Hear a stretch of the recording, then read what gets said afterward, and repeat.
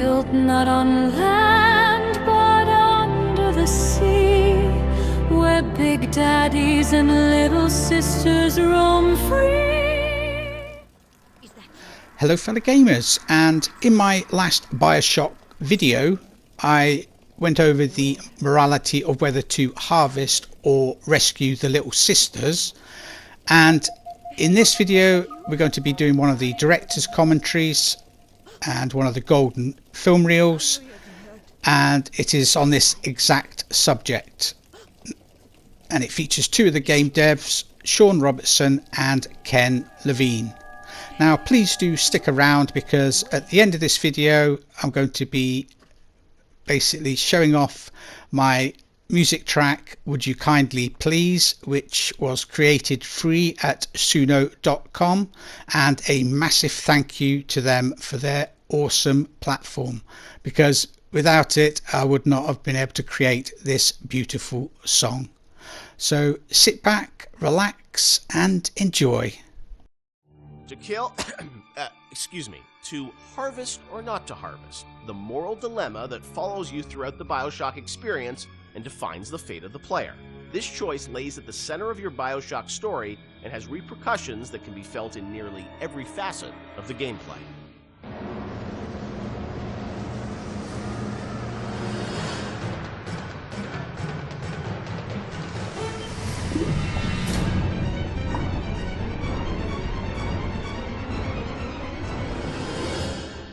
Part of BioShock's lasting legacy, of course, are the little sisters and this moral choice that presented itself to the player. Everyone became a water cooler conversation about, like, well, did you save them? Did you harvest them? That concept, Ken, was that something that came about early in development, or that binary choice? When did that come into the game? I don't remember when. I mean, we had the concept of them being protected, but I can't remember when you actually certainly chose. wasn't. When there were slugs, it was not meaningful. I think there was. Do you salt it? Do you not salt it? Yeah. There were resources that you could get, but there was no choice there, right? The choice was, do I want to fight the big daddy or not? Yeah.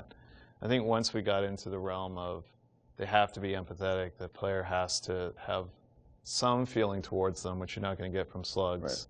Right. Then we start seeing that opportunity there of, like, okay, nobody's going to want to do harm to these girls, or do they? Like, and do we allow them to? It was we weren't comfortable with it at first when it first came up that we could. I think it was important that it was a way to reflect the sort of larger economic questions of a world like Rapture, where, like, where the economy drives everything. Are there any limits to economic decision making versus moral decision making? Because that's sort of what the Randian notion is, that it's not the role that you don't sort of legislate morality.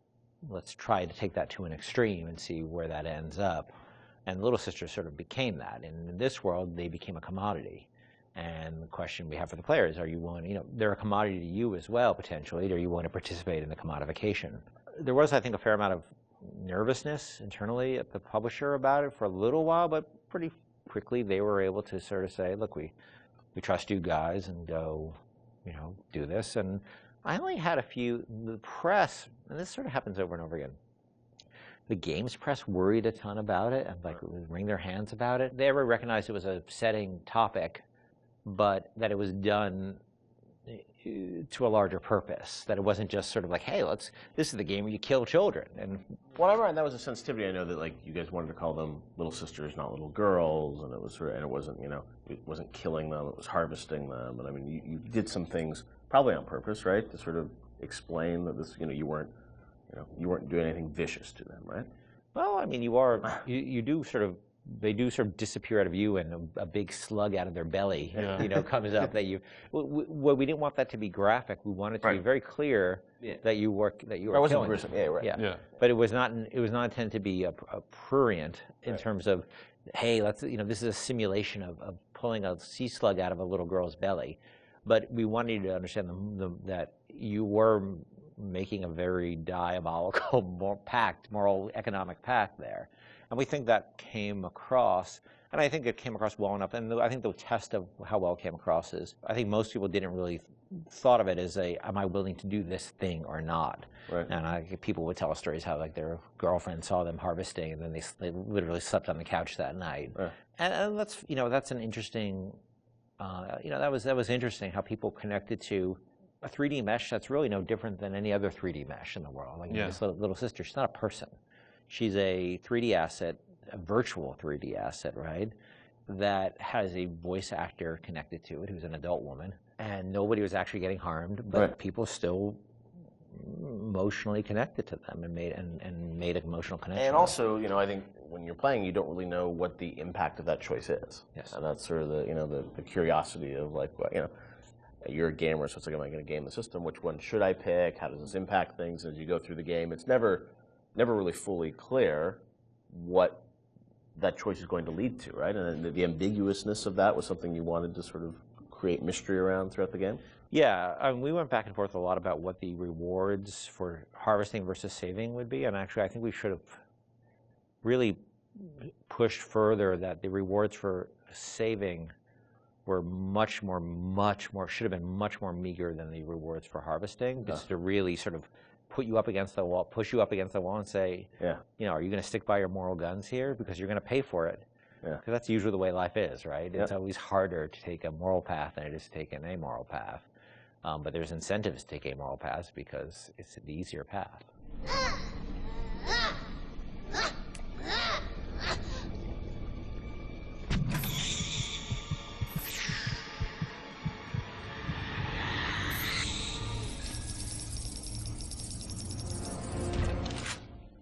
As you play through the game, eventually you get to the ending, and as we know now, there were sort of two endings that were affected by that choice. And that was something at the time, I know you said publicly that you weren't in favor of sort of having two endings. Was that in part because, the game is about not having choice, or did you think that, the two endings were, I don't know, like, I'm interested for narratively, like, why you didn't want to go that path? It seemed forced, given that the game really sort of almost made a joke, a meta commentary joke about the lack of agency in games, the lack of meaning of those choices, given that you have these two endings. I guess you could make an argument that, well, you were free, you were given choice of the, once Ryan's dead, and that's really what it's about. But I think we also didn't really have enough time to execute on those super well. I was pretty happy with how the happier one came out, with the sort of little sister focus, but it's a much more subtle story than I would have time to tell about your slow descent into, moral chaos and dissolute living and all the things that sort of come along with a life that is sort of separate from a moral structure. It's a long story. And so, you were just switching a cutscene. It wasn't like you were doing sort of a whole other level that was different or something. So the choice was... There's two cutscenes with very tight time and economic Or constraints. just start a nuclear war. Yes. And that's not... You're a nice guy, or you start a nuclear war. And because we had so many problems on our plate, that was something I had to sort of do in the spare time. So I was pretty happy with one, but not very happy with the other. I know you had said publicly before that there was another sort of more ambiguous ending that you had originally planned, or what would you have done? There was a notion of an ambiguous ending, which if I just wrote one, I would have found a way that would just talk about the moral ambiguity of the world rather than the sort of, positive or negative, because it is such a, look, I think we really tried with BioShock not to sort of make a game about good and evil.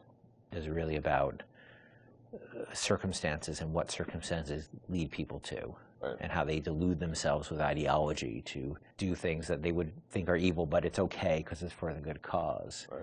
And that's what I probably would have. If I just had one to write, I'd probably focus more on that. How difficult it is to sort of align when you start being driven by ideology rather than being in the moment and thinking about the impact of what you're doing. Right.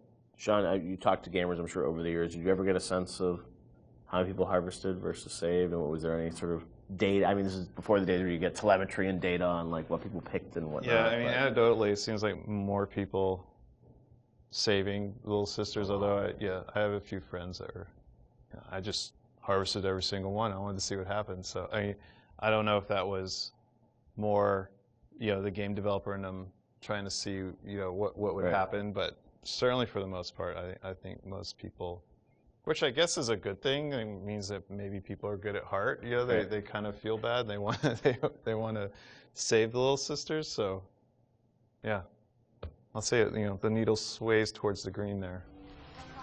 Time for beddy-bye, Mr. B. Hurry! Hurry, Mr. Bubbles! What's there? Is that you? I heard it too. What's there?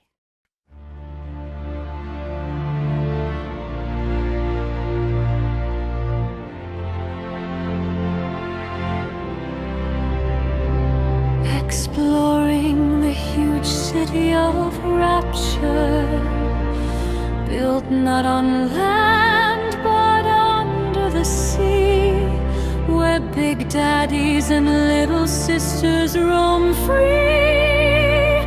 Harvest or rescue is the moral that waits.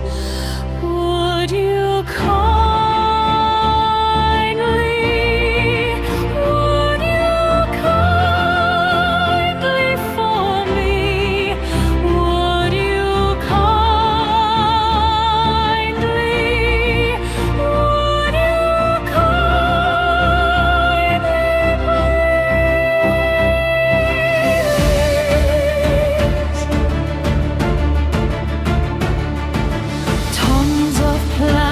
to make me so strong?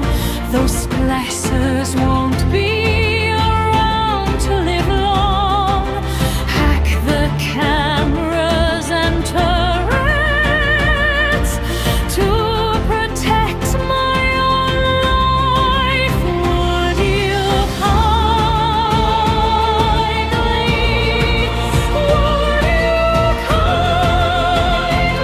for me?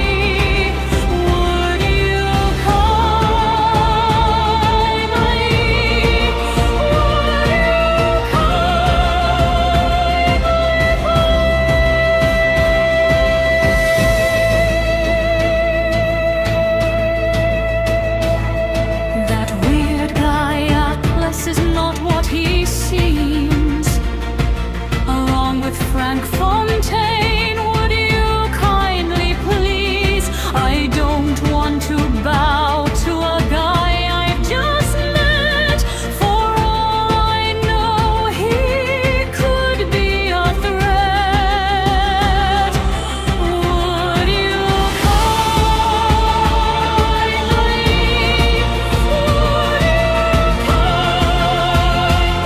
for me? Would you